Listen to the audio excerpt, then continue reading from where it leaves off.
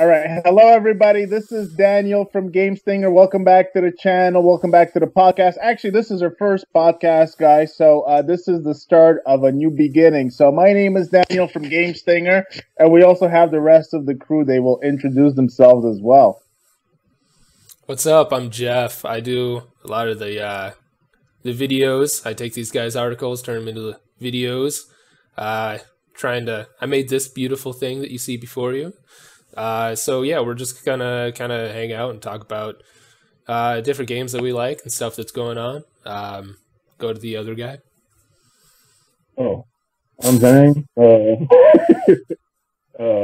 write for Game Stinger and mainly on retro stuff. Old school Super Nintendo, Genesis, stuff like that. Yeah, James is the retro guy. A lot of the retro articles are written by James. That's awesome.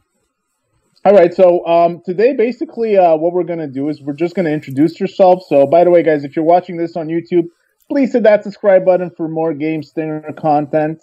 We're going to be doing some of these every week. That's the plan. So today we're just going to be basically just introducing ourselves like we just did, and we're going to tell you guys a little bit about the games we like, and we're just going to chat. It's an introduction to the crew, basically. So that's what it is, guys. So I don't know if you guys have anything in mind, but I think we can maybe let's discuss a little bit about what kind of games you guys like. Now, I know that Jeff runs the Indie Gamer magazine, right? Oh, it's blurry. That's stupid. It's blurry. Yeah. Oh. What's going on with your screen, Jeff? It's everything is so blurry. I don't want people to see my painted wall. It's kind of garbage, so we'll get it taken care of. Actually, we can kind of see it now. It's see really odd. The stripes and stuff. Yeah, we can see it now. There you go. That's awesome. Yeah. So tell us a bit about the Indie Gamer mag, Jeff. So it's about indie games. I interview developers from around the world, talk more about their more behind the scenes kind of stuff.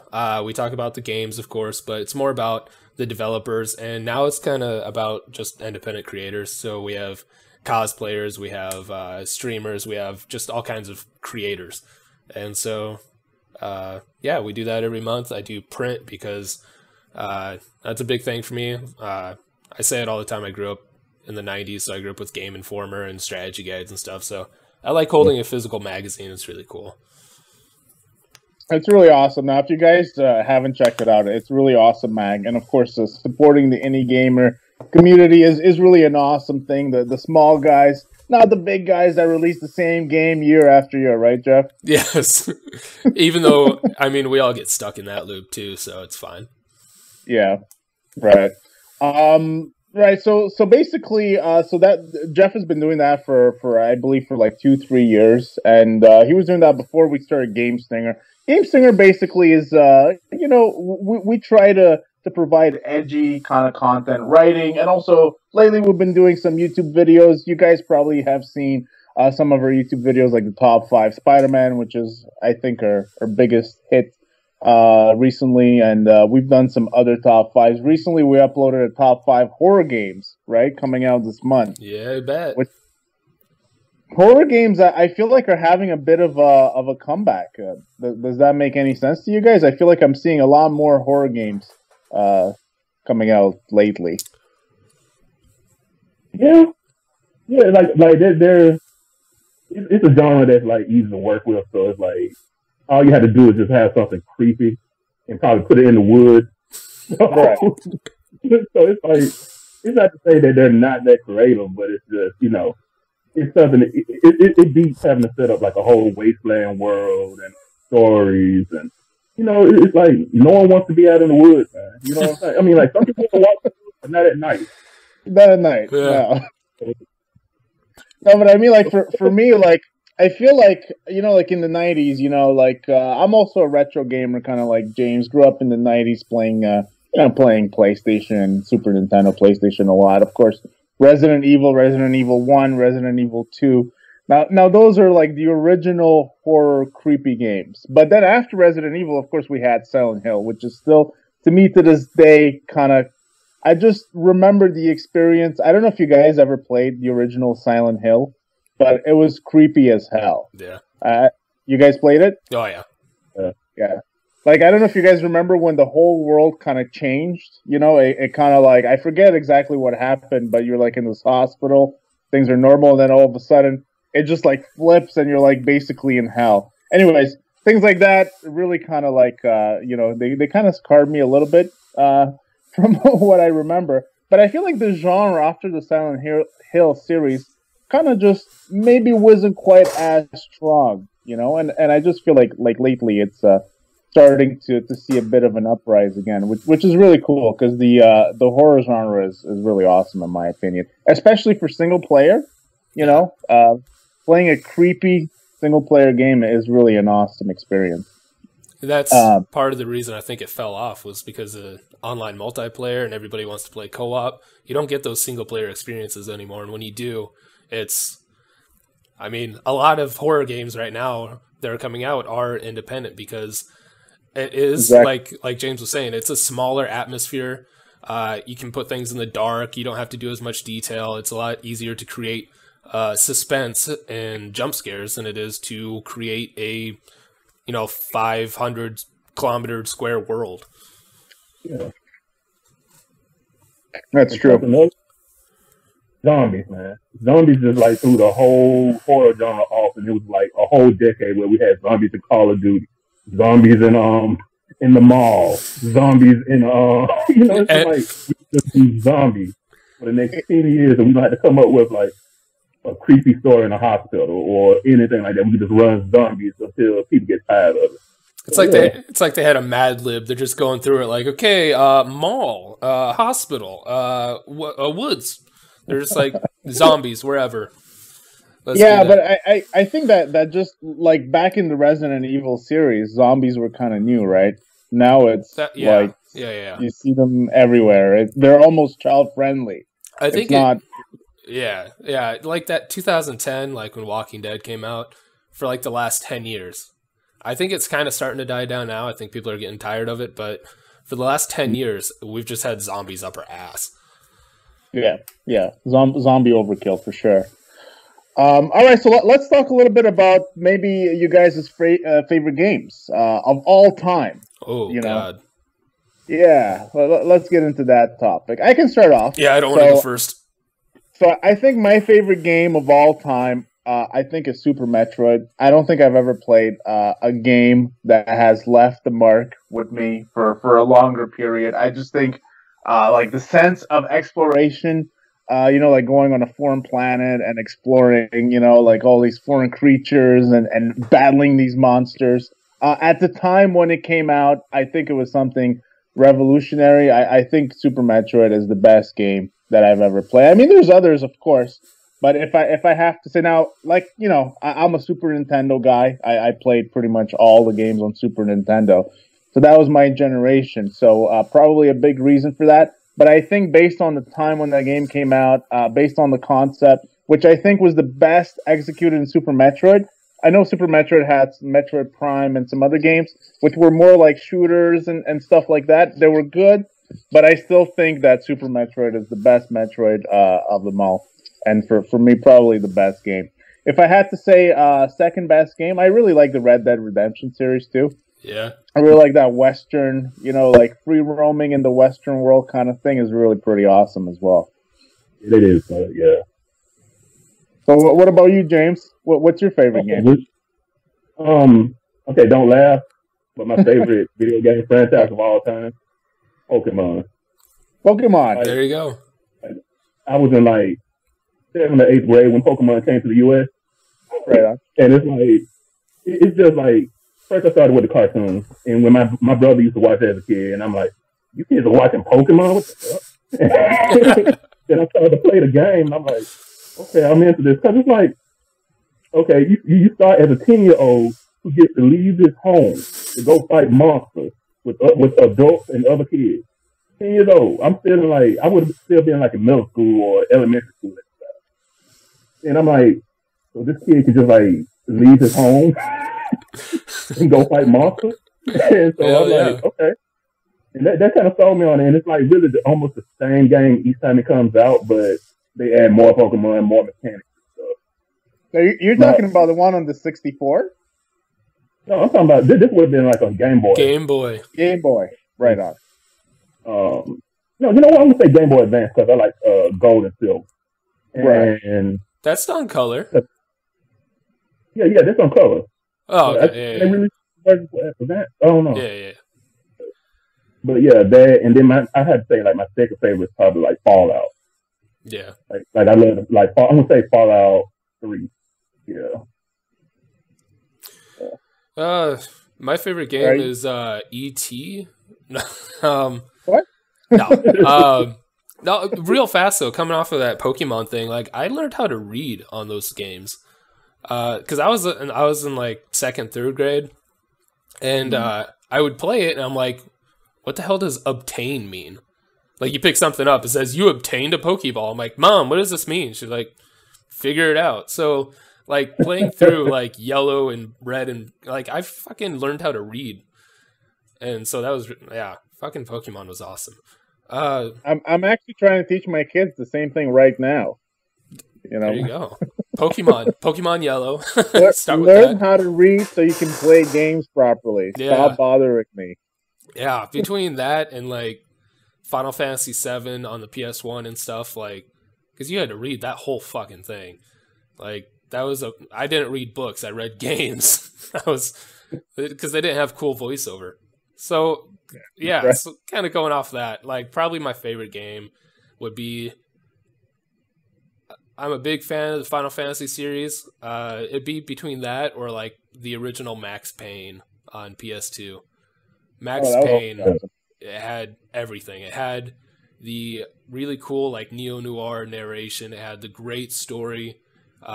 Those really fucking cool comic clips in between that told the story. Introduced that bullet time. Like everything about Max Payne, from the story, the narration, that guy's voice, James McCaffrey, is amazing. Max Payne like really set a precedent when I was young. When it came out on the PS2, I was like, holy shit, like this is what games are gonna be. And then Final Fantasy, especially Final Fantasy VII, like learning to read and reading through that story and those characters and just the vastness of it. And that was kind of the first like open world, like just do what you want. Like you can follow the story and you advance further, but if you just want to go around and grind for 3 hours, you can. And then the remake was all right. How was the remake? All right. It was okay. I mean, it was good, but I enjoy those. It was pretty good. Now, I'm not a big fan of specifically. The funny thing is, I'm not a big fan of the Final Fantasy series, specifically for the same reasons why you like to read like endless amounts of text on the screen. I hate that. Yeah. I mean, I played Final Fantasy VII when it came out, but that was a long ass game. What was it, like over 100 hours to finish? 3 discs. Yeah. It was 3 discs, 3. right? Yeah. Back when games had to be spread across discs. And a lot of it was text. Exactly. Yeah, just one big long text file. It was like a gig of text. But I really like Max Payne. Now I played it on the PC. Max Payne was awesome. It was like easy fun. It was almost like, how can you not like Max Payne? It's just easy fun. You just go out, you kill bad guys for fun. You have this cool time lapse thingy. What would they call it? Bullet time? Bullet time. That was good. Yeah, bullet time, which I think was kind of revolutionary at the time. If I'm not mistaken, I think only one game was using it before that, or it might have been the first time. But in any case, I think after that point, a lot of games started using that slow motion kind of effect when you're gutting down baddies. Oh, yeah. And so in movies, they were like in the Matrix and then John Woo movies before that, and it was like, let's go ahead and put this in a video game. It might work. Yeah. Yeah, exactly. It was basically the Matrix. Yeah, it was like the first game that was incorporating Matrix kind of stuff. It was really awesome. I agree with you. It was almost like, it reminded me a little bit of like I don't know, like Dick Tracy or something like that. It had this kind of noir kind of aspect to it. The storytelling was really good. The action was really awesome. It was really flawless kind of game. The only thing it didn't have was like a long-lasting multiplayer experience. So it's right. Yeah. But that was on PlayStation 2 before they actually like started getting that multiplayer in and stuff. So it's like, you know, Max Payne came out in 2001, I think. I think so. Yeah, so it's pretty old. It must have been one of the first games on PlayStation. I was 8. I definitely should not have been playing Max Payne, but I'm all right. Yeah. Turned out fine. Your parents are going to be called CPS. I know, right? My 8-year-old son played Max Payne 20 years ago. Yeah, but honestly though, like back then, it was easy to play games as a kid. I'm not sure how it is today, but I mean, like now you just buy games, you know, through PSN. So you just, I don't know how it is now. You associate your mom's credit card to your account, and you're good. I mean, I don't know.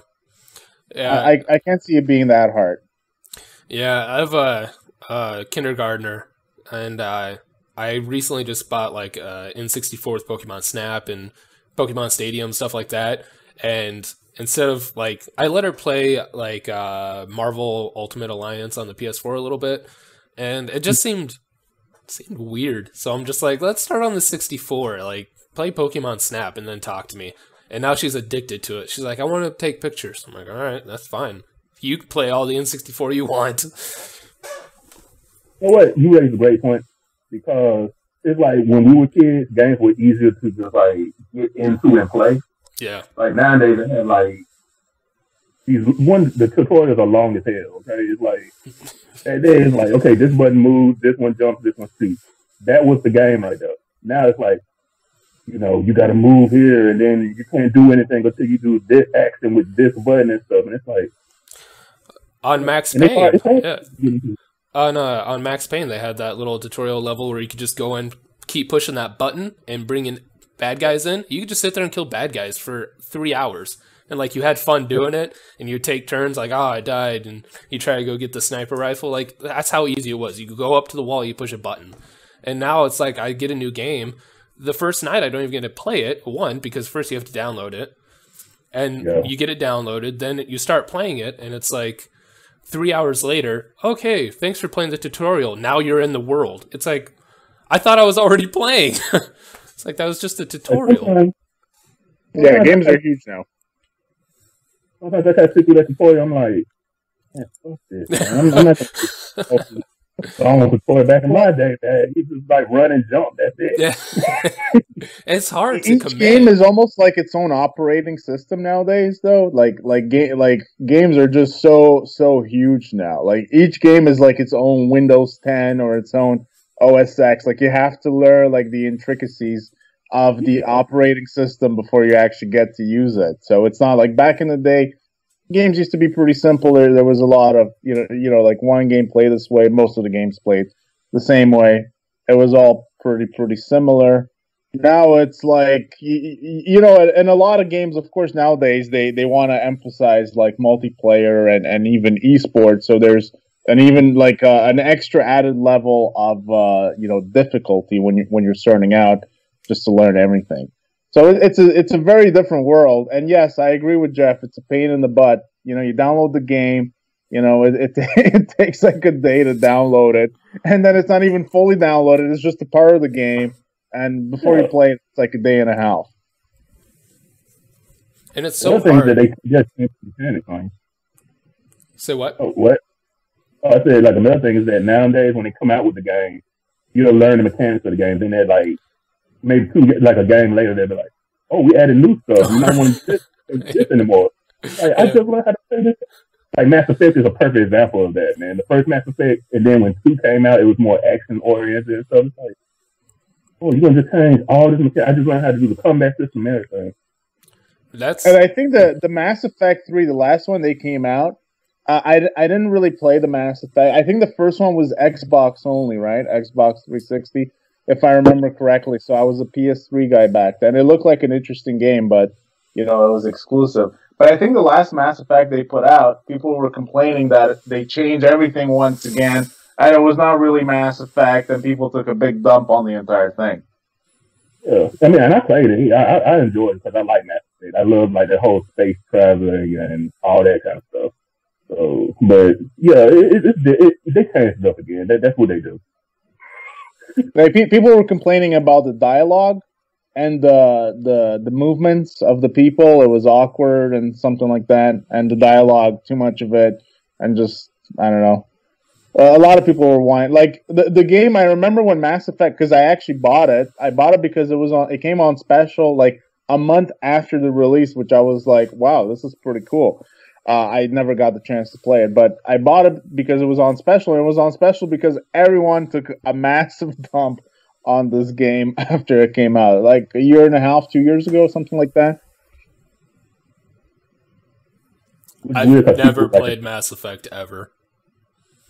Yeah, Mass Effect is a cool space exploration game. I mean, like I said, I've never played it. James is obviously, he's a big fan.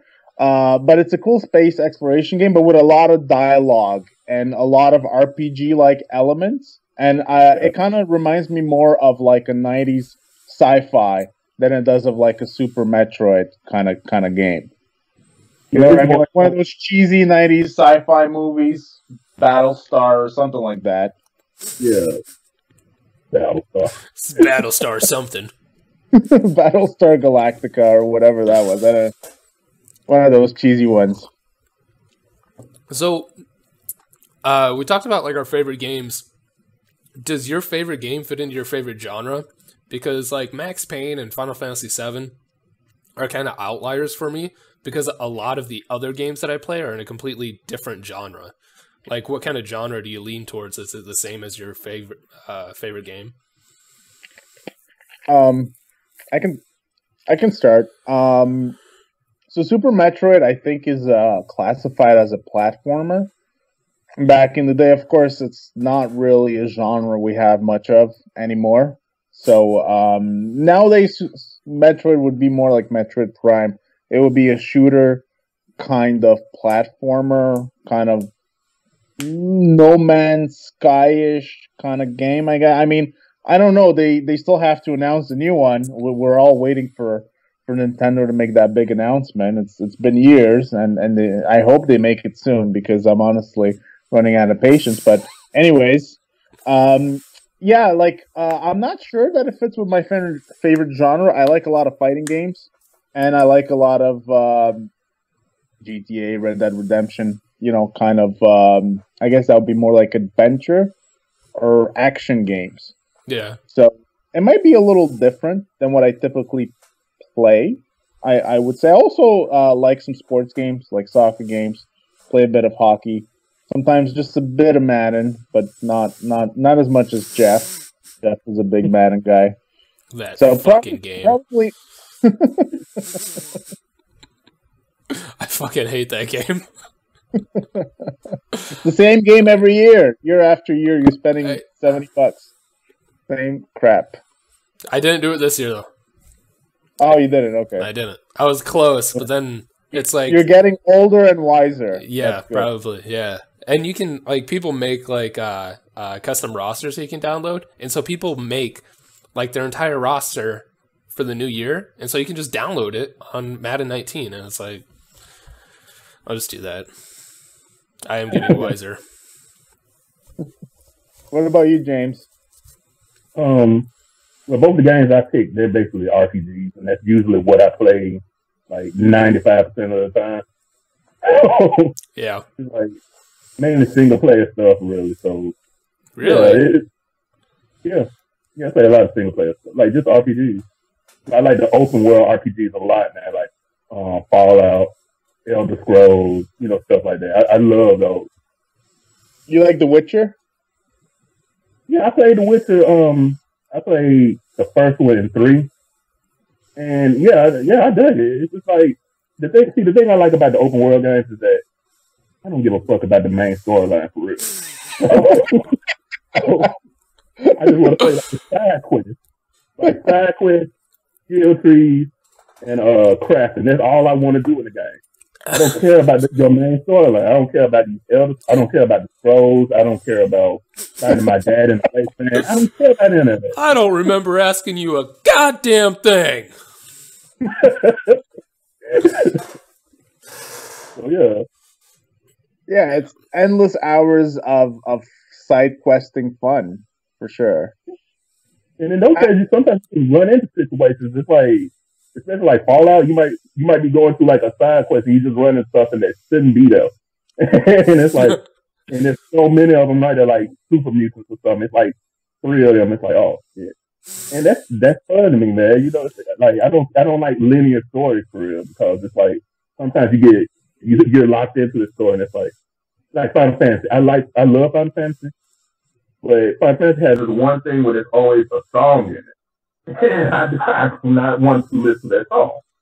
So it's like dun, dun, dun, dun, dun, dun, dun. Listen to that 5,000 times. I don't have a problem with it. I have a problem with the character song where the two characters sing to each other. I'm like, I don't care. And when 10 came out, I think it was 10-2, and they added the skip scene button, I was like, this is the most revolutionary thing they're gonna put in games ever. We just skip the scene. Almost every game how we just skip the scene now. I'm like, great. Definitely.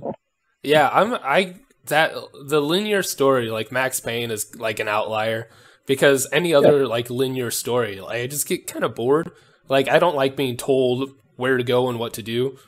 And so like a lot of the open world sandbox games, that's where I reside in. Like, if I want to go kill people, I'll go kill people for an hour. If I want to go farm and build a house, I want to be able to go farm and build a house. I want to do what I want. I always get stuck in those sandbox games for hours. The stories, at the end of the day, though, even if you do a lot of side questing stuff, the stories are kind of linear at the end of the day. Like, once you reach the finish line of the game, it's always going to be one of a number of outcomes anyways. No? Yeah. I mean, it's more like the journey in between that is just, you can do whatever you want. But, I mean, if you're just doing those all, like, you're never going to reach the end anyway. Like, the very... Yeah, it sounds like James doesn't really care to finish his game. Well, I just want to run around and do the adventures, and I don't care about the main story. Like, I know, you know, I used to love that more, like, before I had kids, I guess. What? You mean it's harder to game with them around?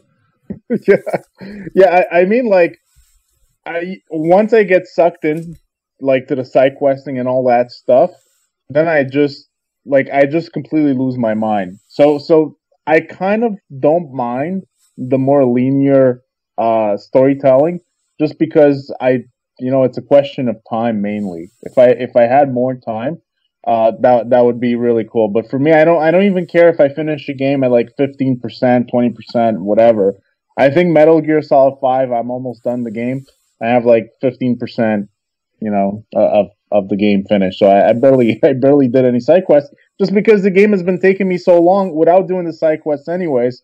And so it's a time thing mainly. That is a big thing of it, the time commitment. Like, if you're gonna sit down and, like, when I played the Final Fantasy VII Remake, it's like, okay, I have to set aside time, because if I start getting going, like, what if I don't have a save point? What if I have to keep going until the next chapter? Like, with the open world sandbox, it's like, if I want to get on for 15 minutes, I'll get on for 15 minutes, go raid a house, and I'm done. Yeah, true. Those stories are such a... Like, you have to commit to it. And, yeah, that time, it's hard to find. Right on. All right. Yeah, go on, Jeff.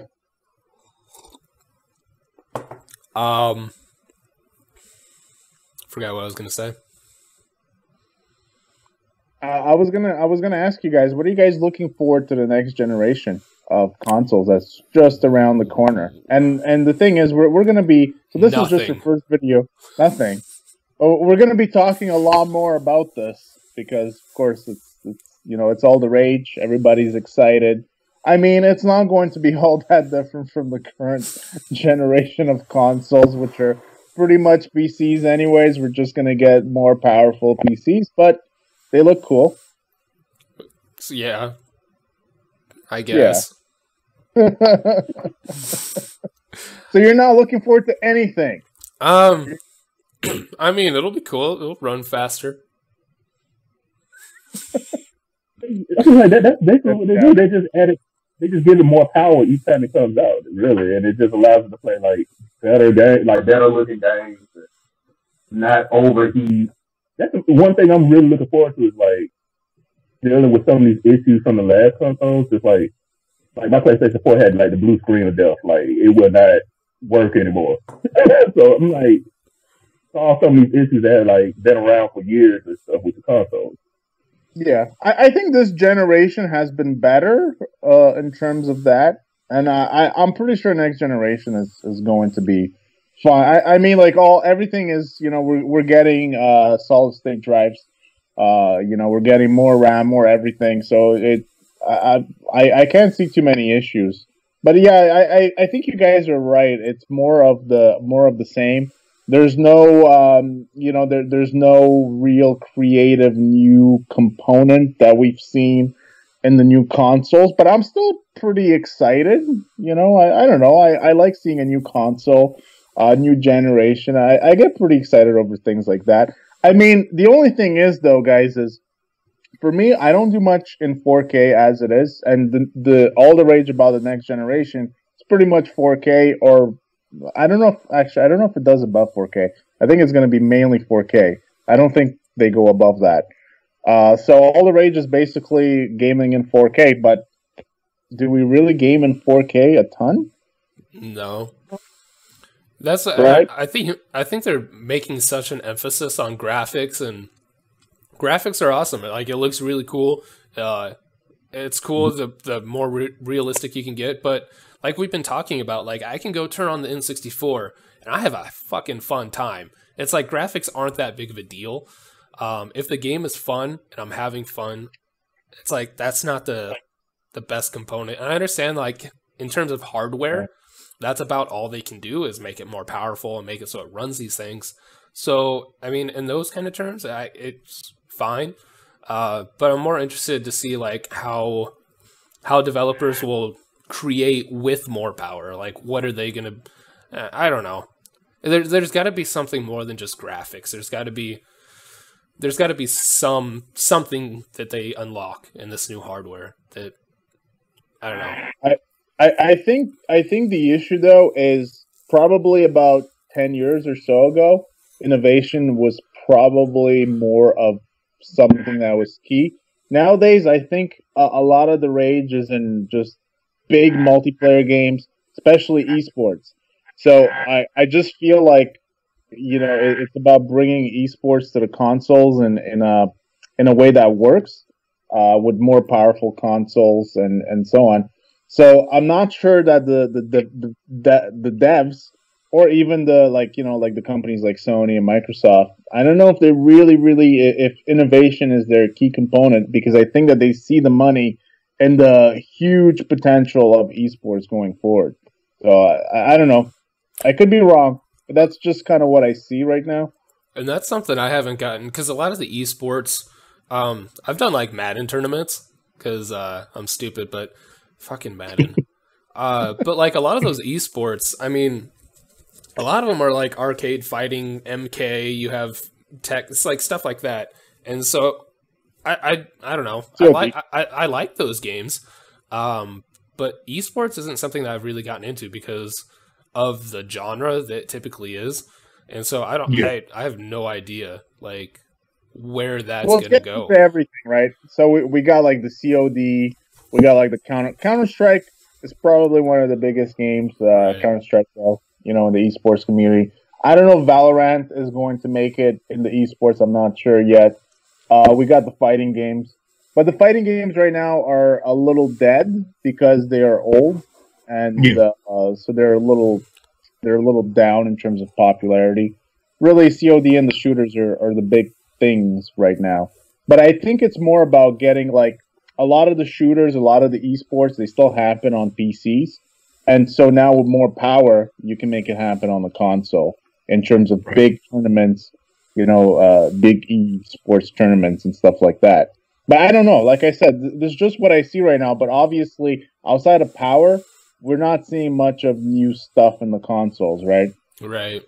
And like the one big thing that they said they were going to do with the backwards compatibility, like that would have been one of the biggest selling points, especially for the PS5. And then they're not like, that's the one component that gamers are really looking forward to, aside from graphics, and you can't do that with the hardware. It's like, we're in 2020. How come I understand that the games have gotten bigger and they're more graphically intensive, but how come my PS2 could play a PS1 game?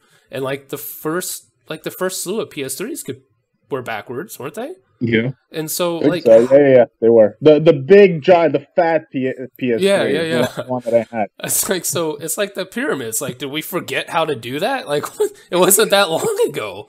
But what is going on with that, by the way? Because I've been getting conflicting information. Yes, it's compatible. It's compatible with some games. Or it seems a little confusing. From what I've heard, I don't know. That's what I don't know.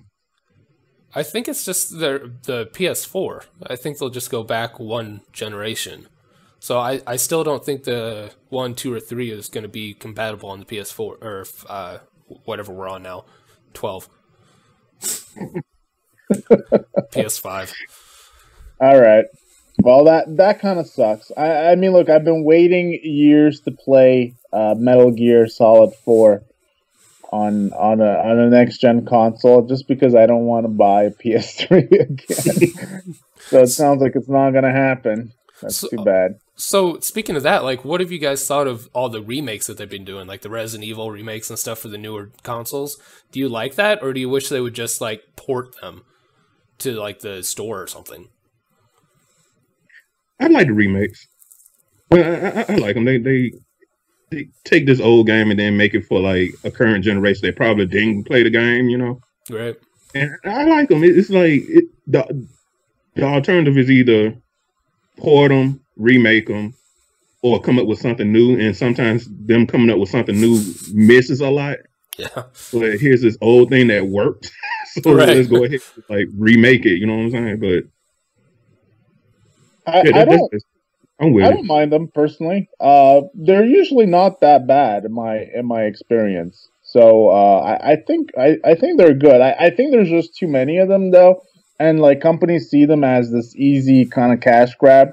Oh, let's remake Resident Evil 1 like 100 times for each freaking console. PS3, PS4, Let's remake it on PS5. Why not? Let's remake it 5 times on PS5. Like, I think there's just like too many of them. But overall, they seem to be okay.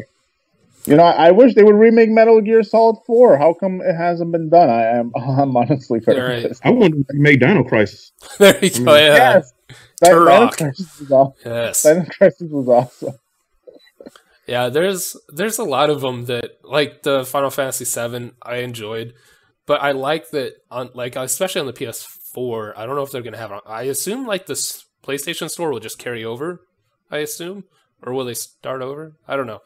But like they had the Final Fantasy VII port for like $8, and so like I like that you can have the port, you can have the remake, you can have, if you have your PS1, you could go back play the original. And like the Resident Evil remakes, I thought they were good. Yeah, same here.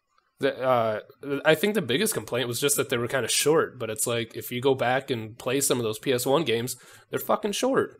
It's like they felt long back then, but that's because games have changed. Like back then, it was just like you die so many times. You just, I guess you're younger. It just the game feels so long.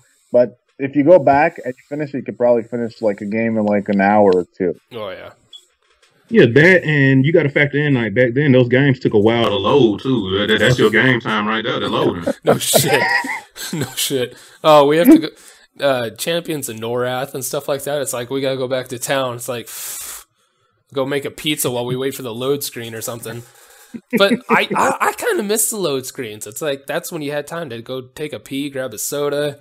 Yeah. Like it's like to walk away from the TV and like kind of readjust, because now it's just like go, go, go, go, go. You don't really get a break unless you like force yourself to get up and walk away. Yep.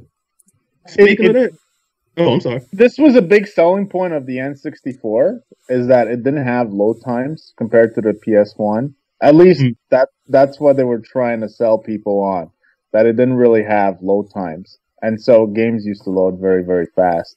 It's just a random tidbit that I remember, because on the PS1, you had the disc, it was loading, it was slow. You know, N64 was very, very quick. I was just playing it a couple weekends ago, and yeah, it's quick. We played Super Smash Brothers, we played Mario Kart, and yeah, it's quick. It just, you load in, you pick who you want, and you go, and that's that. It's like, I kind of miss that. Yeah, same here. And I think James is stuck.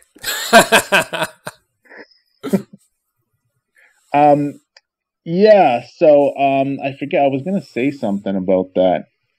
But yeah, I think the remakes are good. I was going to ask you about Final Fantasy, because we were talking about the dialogue and the text. Now, I think one of the things they kind of took out was parts of that. Is that true? Yeah, there's a lot of voiceover and stuff now. Oh, yeah, we lost him. We lost James. Now you're on James Man and down. Daniel. But yeah, so the text is still there, but it's a lot more voice acting, a lot more dialogue that you can hear. And I don't know, maybe like you were saying, like I was younger and like it felt longer on the PS1, but it didn't seem like nearly as much reading. I think Final Fantasy VII was really, really long in general. It was just really long. Oh, there we have James. He's saying video froze. Yeah, I think it was really, really long in general. But I think that sometimes this is kind of what I was trying to say. Sometimes remakes can work, because ask someone today to play through all of that, like that same Final Fantasy experience. Someone that didn't grow up during that generation, and they might have a hard time really playing through Final Fantasy VII, even though it's a great game. One of the best games. Now, it's not my favorite, but this is what people say, one of the best games ever made. And people might have a hard time playing through it just because the experience was really tailor made for the time back then. And people today, I think, have shorter attention spans. Honestly. Oh yeah, I don't think. It's kind of amazing that those long games are still sell, because with things like the god damn it, what are they called? Warzone and PUBG and Fortnite. Terrible games, I think is what I want to say. Terrible games. The battle. Yeah. Yeah. Whatever. Battle Royale. There you go. With things like that, where it's just you go in, you play, and then you don't really accomplish anything, and then you start over and go again. I mean, yeah. So you get experience, you level, but I mean, what did you accomplish? So, like, if you're playing The Witcher, Final Fantasy, or something, and you're going through a story and you accomplish missions and you do this, it's rewarding. I know you can get like a first place or something, but then just to start over, I don't know. So I think actually this is an interesting conversation, probably for a video by itself, because I think the reason why multiplayer games are popular, probably way more popular than single player games, is specifically for that reason, is that the perception of accomplishment in multiplayer games is just much more, it feels more real to people. Player games, because you have other people there, and so you were kind of judged against other people, and so it feels like the accomplishments that you make are more real, mean something. Whereas in single player games, I guess, people look for validation from other people. So, I guess it feels a little lesser. I mean, maybe not to you, but I'm just saying to a lot of people that play games like Fortnite and COD and all these games, I have to think that that's a big reason. It's kind of interesting though, because I'm not sure that it's objectively true per se, but it's an interesting kind of study in the psyche of how gamers kind of behave. So it's like social media with virtual guns. Yeah, basically. That's what it feels like. The same competition that goes on in those is like the same. I don't know. There's something similar. I can't tell. I agree with you. The only good thing is that nowadays you can make money playing these games. Yeah. And so it's not completely worthless like it used to be some time ago.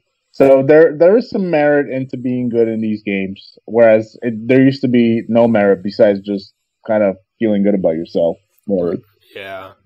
So we're coming up on 15 minutes here. For like the last 10 minutes, do you kind of want to dive into that, like the streaming and making money and stuff? Do you want to get into that subject real quick? Sure. Because personally, I understand the streaming thing. I've done some of it for the magazine. It's kind of cool. You can see new games and stuff. Kind of see how it works. Aside from a gameplay trailer that completely misconstrues everything. But what's your opinion on just people watching somebody play a free game for just hours at a time and giving them money to do it? It took me a while to understand it. Honestly, I'm still not fully sure that I understand it, but it's entertainment at the end of the day, and it just kind of shows how far video games have come. It shows how big the video game industry is. Of course, we know with Microsoft acquiring Bethesda for like $8 billion, things are getting pretty real. Yeah. So it's the next generation entertainment. It tells me that little kids today, they're not watching TV. They're probably not even watching sports a ton. They're not watching much of anything on TV. They are consuming their favorite streamers on Twitch, and YouTube and wherever else. So it's telling me that this industry is huge. It's probably the future. Now, I don't know if it's not the future. It's the present and the future. I don't know if it's a bad thing or a good thing. I'm not exactly sure, because I've watched some of these streams. Some of them, I don't know. I'm not sure that it's really the best way for young people to spend their time. And there's zero educational value in watching a streamer. I think that's my biggest problem with it, is that there's no educational value at all. Now, if you're watching a guy streaming, tips and stuff on how to get better at Street Fighter, Call of Duty, it's one thing. But most people watch streams because this is what I gathered from the biggest streamers. Most people watch the streamers just for their personalities, and as a result, I'm not really sure that society is getting any real benefits from this. But like I said, it's not up to me to judge. It is what it is at this point. People love this crap, and honestly, maybe we can start making some money with this on GameStinger. But like I said, it's not like I don't fully understand it. I don't necessarily think that like this streaming explosion is a great thing per se, but that's just my opinion. Like people will see that differently. I think that, yeah, like you said, it's an entertainment. I think that's what a lot of people have to get through. It's the same as somebody going to watch a movie, I guess. It's the same. Yeah, it's still odd. It feels like you said, a lot of them are watching it for the personality. It almost feels like a form of like reality television. Like you watch that because those people are so off the wall characters, and that's Dr. Disrespect. He's a character. PewDiePie. He's a character. It's not. I mean, especially Dr. Disrespect. Like that's not. He's a person, but that's just a show he's putting on. But he's good though. Like he put like Dr. Disrespect is pretty professional. at being a streamer. Right. So like he puts in the work. He plays his persona everywhere. Like I can't really criticize him for doing what he does, but yes, he is a like he puts on a show. That's not who he is. People like it. It is a form of reality kind of entertainment, I guess. It's like yeah. It's kind of in between that line of like reality and like wrestling. Like they're creating a persona. Not all of them make a persona, but a lot of the really popular ones put on a persona, and they go out and they act like this character, and then it's kind of a weird reality TV. I mean, everybody watches streaming, but I think a lot of people associate it with kids watching streaming. So it's kind of like a weird reality kids show. I watch streaming, but not a ton. But I'll watch it sometimes. I'll watch it mainly because of the game that I'm interested in. It won't be. It's never going to be because, oh my god, I think Dr. Disrespect is so amazing. I need to watch a stream. Or, oh my god, Summit 1G, I love this guy so much. I actually not a huge fan, but I mean, like, I don't watch it for the person. Sometimes I have to mute these people because they're so obnoxious just so I can watch the gameplay. Right. But that's not most people. Most people watch it for the exact opposite. Like, some of these people are not even necessarily that good at the games, but that doesn't matter because people watch it for the entertainment value, the over-the-top persona, and things like that. Which is, like I said, which is the reason why there is not going to be a ton of educational information. Like, you're comparing it with going to the movies. Yeah, but going to the movies, if you pick your movies wisely, you will come out a smarter person at the end of the day. You really come out a smarter person after you watch an hour of a Twitch stream, ever.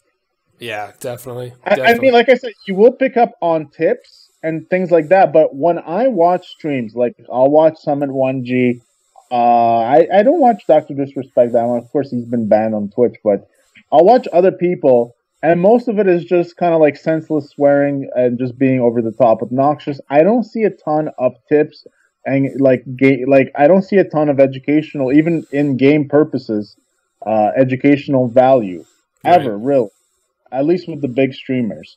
And with a lot of those tips, tricks, like you can just go watch a video, 4 minutes, 10 tips on this game, and it seems a lot more productive, quick, and easy than sitting through an hour stream to figure out a couple of game mechanics. Exactly. Yeah, exactly. Which is why, like I said, people watch it for the entertainment. Which is, like I said, it's fine. It's the way it is today, I guess. And it's going to stay, and it's going to get bigger. Although with a few streaming services like Microsoft Mixer and some others kind of going belly up, it kind of does beg the question of how big streaming really is today. Maybe it's a little overrated. Who knows? You know? There's been big streamers busted for bots and stuff that come into their channel and boost up their numbers and stuff. So that's a real concern. And if you have inflated numbers, I mean, it's hard to really understand your base. Yeah, I mean the bots thing. That's just like you look on Instagram, people buy fake followers. You look on YouTube, the same thing. You can buy anything on the internet. You can buy Twitch followers. You can buy Twitch views. You need to tell us something. But no, I'm just saying this is the truth. I mean it's some people could be faking their stuff. A lot of people could be faking their stuff. Who knows? But still, at the end of the day, you can tell that a lot of Twitch streamers are definitely like celebrities. Yeah. Nowadays, so it's definitely very very something very serious. Yeah, it's going to overtake TV at some point. Basically, I'm not saying Twitch streaming per se, but something similar is going to overtake it because you just look at the young people, and of course there's old people watching Twitch, but the young people specifically, if they're not watching TV, if they don't even give a crap about Sunday Night Football or whatever, or they just pay attention to the Blasphemy. sport, they don't really watch. But instead, they pay attention to what's going on the COD community on Twitch and whatever. They're going to grow up with this, and they're never going to care about the TV. They're always going to care about this other medium. So these Twitch streamers are always going to be like these big celebrities for them, and they won't even know who Russell Wilson is, you know? Whoa. I don't know about that. Yeah, but that's an interesting idea, though, because, like, television killed the radio. Like, could streaming kill television? Like, because there's going to be a whole generation coming up. I mean, there's probably a lot of my generation that stream and watch streams. Like, is there going to be a switch? Like, who's going to be watching television in 30 years? It's really hard to say right now. You know, I don't know. That's the thing. I don't know. It will be different. The streaming thing it's a weird topic because there's so many different angles to it. There's so many ways to describe it. But then at the end, like you said, at the end of the day, it's just a different form of entertainment. And so it'll be interesting to see like how it keeps growing, or if there will be an eventual stop. I think we thought the same thing with Facebook. Like, we thought Facebook's like, oh, it's not going to keep going. And then fucking a decade and a half later, it's still here.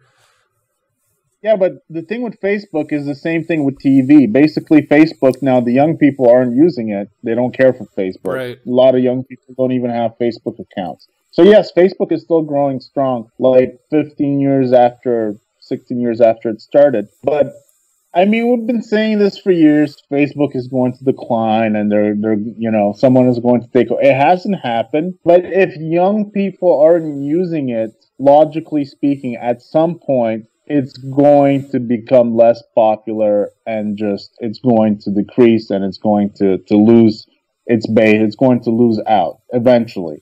That's just logically speaking. But of course, Facebook, they were smart. They kind of they bought Instagram as a way to, balance to kind of balance things. Yeah, which was a smart thing to do, of course.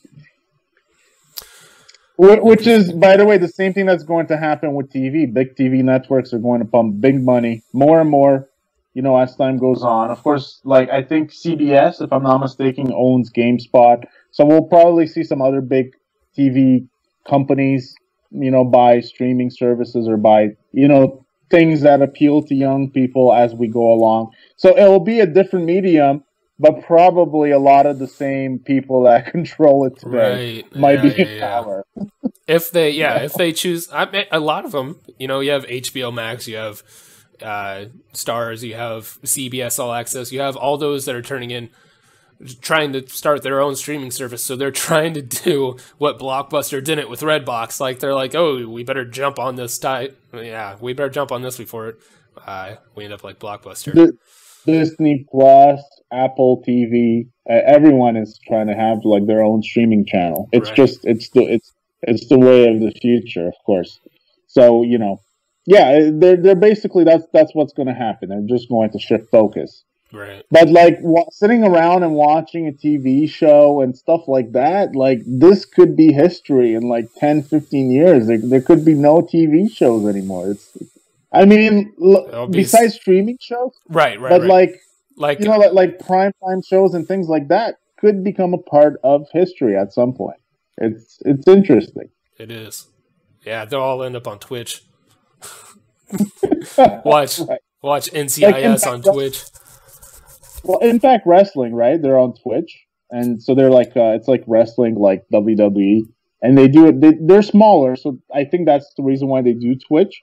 But yeah, they have a Twitch channel, and they pump all their content on Twitch already, so you can watch Impact Wrestling on Twitch just very easily. Why not, right? I mean, that's just another way. That's to reach a different audience as well. Yeah.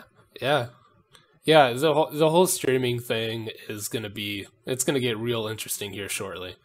Now with 5G coming into the equation, I mean, I don't have a 5G phone yet. I have to upgrade mine, but it's going to be much, much easier. So yeah, we'll see how it goes. It'll be interesting for sure. Definitely. We just passed an hour. Is there anything else you wanted to say at the end of this this first episode? With your, I think we're good. Okay. If you could see your face right now, it's split between yours and James's box because he left, so that's awesome. I can't see it, but it's okay. Yeah. No, I mean, no. There's nothing really. I mean, I think we'll keep it for next one. We don't want to talk about everything today. Yeah, so we'll keep stuff next one. Yeah, we'll have to get James back, and then Reese will be here next week with us too. So all right. So I just if anybody's watching, and because this is going to be an evolving podcast, and we're going to upload these on YouTube as well. If anybody's watching, and there's topics that people want us to cover, by all means, let us know. We'll we'll incorporate any suggestions into our week. We plan to make these weekly, I think. Yeah, I think so. Then how it goes. Definitely. All right. Yeah, definitely let us know in the comments, and we'll figure out stuff for next week. Have everybody here. But I think overall this was a good start. Yeah, so. Absolutely. All right, we will. Awesome. All right, we'll talk to you guys next week.